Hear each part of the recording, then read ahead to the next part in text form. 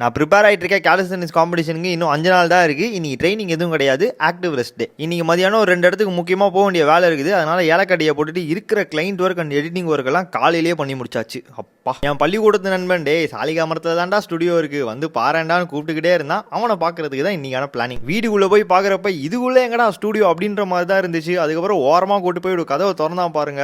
Oh my God, ஒரு content கிரியேட்டரோட கனவு ரூமை கரெக்டாக செதுக்கி வச்ச மாதிரி மாமா வச்சிருக்கான். Full sound proofing. நீங்கள் இங்கிருந்து கழுவி ஊத்தினாலும் அடுத்தவங்க காதுக்கு கேட்கவே கேட்காது, அந்த மாதிரி ஒரு செட்டிங். உள்ள ஒரு ஐமேக்ஸ் செட் பண்ணி வச்சிருக்கான். அதுல இருக்க ஆடியோ மாத்துறதுக்கு இங்க ஒரு மினி பட்டன் வேற வச்சுக்கிறான். இது ஏதோ யமகா கம்பெனி ஸ்பீக்கர் போல. லோகோ பார்த்தா தெரியுது. இன்னும் சவுண்டுங்க டமுக்கு டமுக்குன்னு அடிக்குது. அது பக்கத்துல இன்னொரு ரூமை திறந்து காமிச்சான். அந்த சைடு டப்பிங்னு தனியா செட்டப் பண்ணி வச்சிருக்கான். ஏங்க இவனுக்கு கம்ப்யூட்டர் சயின்ஸ்ல சூஸ் த கரெக்ட் ஆன்சர் சொல்லி பாஸ் பண்ண வச்சதே நான் தான்.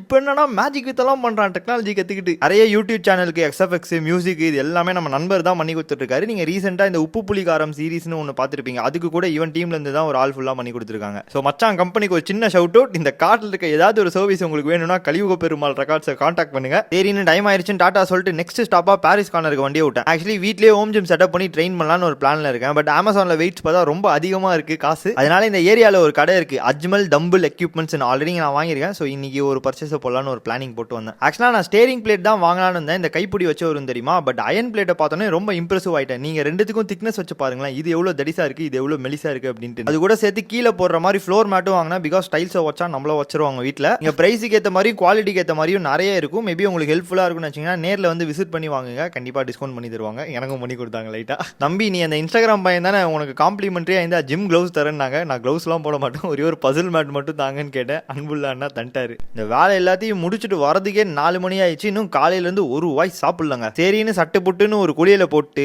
மூஞ்சி கேருக்காக ஒரு பீலிங் செஷனையும் கம்ப்ளீட் பண்ணி முடிச்சுக்கிட்டேன். இன்னைக்கு முதல் மீல் ஆஃப் த டேவை லிட்ரலி 6 மணிக்கு சாப்பிட்றேன். மொரட்டு மீன் குழம்பு சாதம். நைட்டு ஒரு 8 மணிக்கா ரொம்ப பசிக்குது, முந்திரி சாப்பிடலான்னு ஃப்ரிட்ஜை திறந்தா எங்க அம்மா அறிவுகரமாக ஒரு வேலையை செஞ்சு வச்சிருக்காங்க. காலையில ஓட் சாப்பிடலான்னு செஞ்சு வச்சிருக்கேன். ஆனால் சாப்பிடாம மறந்துட்டு போயிட்டோம் போல. அதை எங்க அம்மா எடுத்து கரெக்டாக ஃப்ரிட்ஜில் வச்சிருக்காங்க. அது இப்போ ஓவர் நைட் ஓட் மீலாக மாறிடுச்சு. அடடா வாட் அண்டர்ஸ்டாண்டிங் சொல்லிட்டு அதையே இன்னைக்கான டின்னராக சாப்பிட்டு சைலண்டாக போய் படுத்தாச்சு. பாய் நண்பர்களே, நான் உங்களை நாளைக்கு சந்திக்கிறேன். உடம்பு பார்த்துக்கோங்க, மனசையும் பார்த்துக்கோங்க. டாட்டா.